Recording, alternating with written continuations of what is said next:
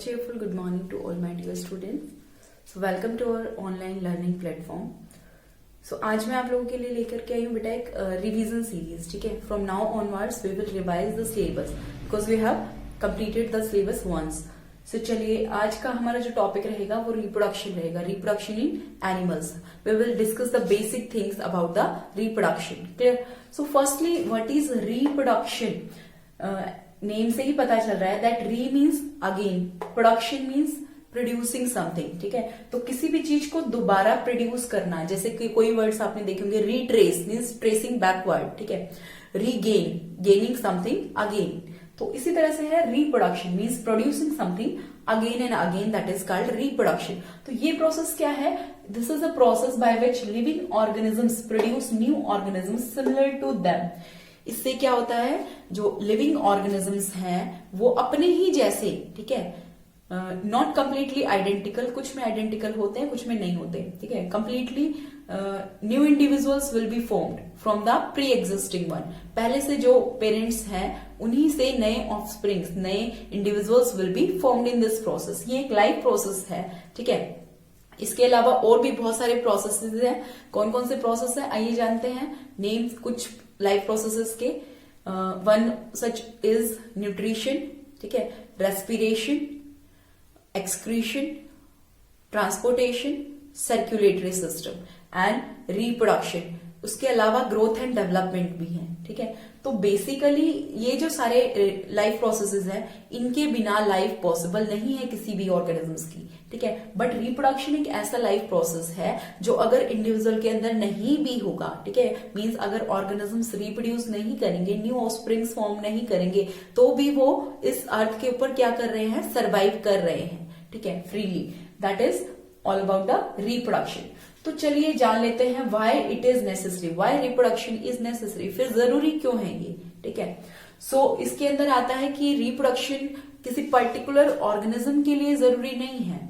ठीक है, लाइक अगर ऑर्गेनिजम्स रिप्रोड्यूस नहीं भी करेंगे, ह्यूमन बीइंग का ही ले लें, अगर रिप्रोड्यूस नहीं भी करेंगे, मैरिज नहीं करेंगे, ठीक है, तो भी क्या करेंगे, वो सर्वाइव करेंगे ऑन दिस अर्थ. ठीक है, बट क्या होगा अगर कोई भी ह्यूमन बीइंग जो है वो रिप्रोडक्शन ही नहीं कर रहा है, ठीक है, न्यू ऑफस्प्रिंग्स फॉर्म ही नहीं हो रहे हैं, तो क्या होगा, जनरेशन आफ्टर जनरेशन एक टाइम ऐसा आएगा दैट जो ह्यूमन बींग्स की कंप्लीट स्पीसीज है, ठीक है, ह्यूमन बींग्स एक स्पीसीज है, वो पूरी वाइप आउट हो जाएगी फ्रॉम दिस अर्थ. इसलिए जो है for continuity of the race of a particular species reproduction जरूरी होता है. ठीक है, इसमें मेन पॉइंट फर्स्ट क्या है, to retain a particular species of living organism.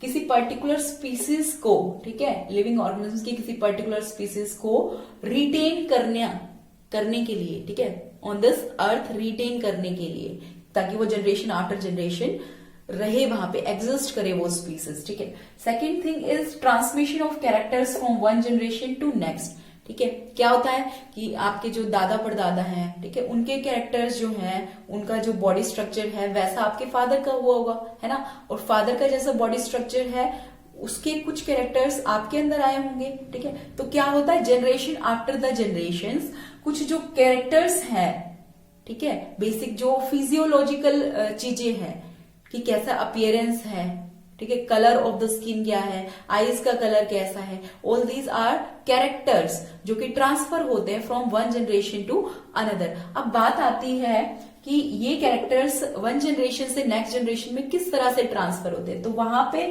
Word आ जाता है जीन. ठीक है, जीन से ही एक कंप्लीट जो है बेटा न्यू ब्रांच फॉर्म होती है, genetics. Genetics is the study, is the branch in which transmission of characters is studied. ठीक है, तो जीन क्या है, gene is the basic unit of heredity. Heredity means again transfer of characters from one generation to another. Heredity वही branch है. ठीक है, तो जीन क्या है, उसकी यूनिट है, हेरिडिटी की यूनिट है. जीन्स की फॉर्म में ही कैरेक्टर्स जो होते हैं उनका पर्टिकुलर जीन होता है. मीन्स हाइट का एक कैरेक्टर है, मान लिया ह्यूमन बीइंग के अंदर हाइट का एक कैरेक्टर है, तो उसका पर्टिकुलर जीन प्रेजेंट होगा. ठीक है, सेक्स सेल्स के अंदर. तो सॉरी, सो जीन क्या है, बेसिक यूनिट है. उसके अलावा जो स्किन का कलर है, वो भी एक कैरेक्टर है, उसका भी पर्टिकुलर जीन होगा, ठीक है। ये जो ईयर लॉब्स होते हैं ये फ्री ईयर लॉब्स होते हैं कुछ के अंदर जो है ये अटैच्ड ईयर लॉब्स होते हैं, ये भी एक कैरेक्टर होता है, इसका भी पर्टिकुलर जीन होता है, ठीक है। So gene is the nothing but it is a unit of basic unit of heredity. Clear? चलिए थर्ड पॉइंट इसके अंदर क्या है, variation leads to the origin of new species. Variation यहाँ पे एक वर्ड है, ठीक है। वेरिएशन क्या करता है, नई स्पीसीज बना देता है। वेरिएशन का मतलब आप यहाँ पे कैसे समझेंगे, वेरिएशन होता है स्मॉल स्मॉल चेंजेस, ठीक है, जो कि धीरे धीरे आते हैं, जनरेशन आफ्टर जनरेशन आते हैं। क्या होता है यहाँ पे, मान लेते हैं हम एक कपल है, one is male and other is female, ठीक है, मदर है फादर है, दोनों की ही आई का कलर जो है वो क्या है, ब्लैक है। अंडरस्टूड?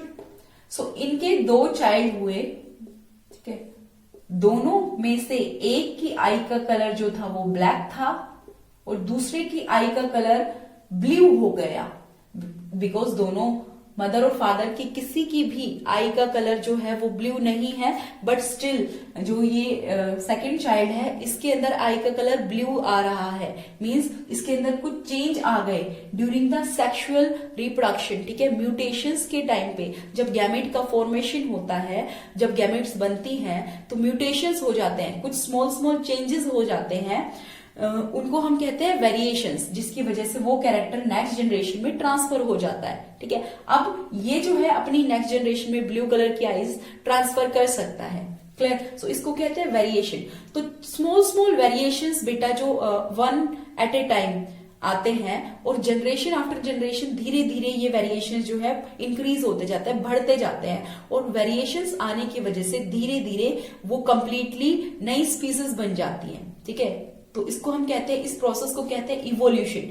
इवोल्यूशन क्या प्रोसेस है, the formation of complete new species generation after the generation due to variation, जब उनके अंदर चेंजेस आते हैं, ठीक है, उनके कैरेक्टर्स के अंदर चेंजेस आते हैं, one all at a time, ठीक है, कुछ small small changes one at a time होंगे and over a long period of time, generation बहुत सारी जनरेशंस के बाद में जब हम देखेंगे तो हम पाएंगे कि वो जो ऑर्गेनिज्म है उसके अंदर वेरिएशन इतने आ गए कि वो कंप्लीटली न्यू स्पीसीज ही बन गया। मतलब जैसे कैट है, ठीक है, वो क्या बन गया, वो वाइल्ड कैट बन गई, ठीक है। नॉर्मल जो कैट है वो वाइल्ड कैट की स्पीसीज बन गई है।